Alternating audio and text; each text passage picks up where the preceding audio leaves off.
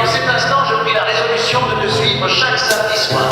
En 2018, durant quelques mois, je t'ai suivi sans éprouver le moindre sentiment à ton égard, mais uniquement parce que ton histoire me procurait une certaine satisfaction. Mais je finis de manière inattendue par dépendre de toi. Mon cœur voyait en toi comme la fille parfaite, mais cela me peinait car tu n'existes pas. Je désirais être ton homme, mais je ne le pouvais car tu n'existais pas. Cette tristesse finit par s'évanouir fort heureusement.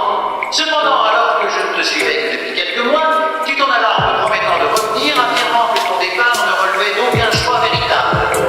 En 2018, je t'ai donc dit au revoir. Heureusement, au cours de l'année 2010 à 9 à 2020, tu revins et honoras la promesse que tu m'avais faite. Ainsi, tu m'as comblé de bonheur. Te suivre était un véritable paradis, la cerise sur le gâteau.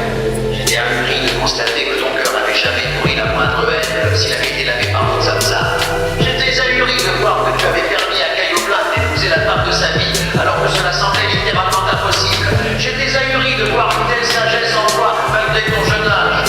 J'étais ahuri de constater que malgré le luxe dans lequel tu vivais, tu avais choisi de tout laisser pour te rendre dans un lieu démuni, uniquement afin de vivre auprès de ta mère. J'étais ahuri lorsque tu as transporté Ernest Hauser, autrefois un homme mauvais, en une personne vertueuse. J'étais ahuri lorsque tu as métamorphosé mon frère, autrefois un homme mauvais, en une personne vertueuse.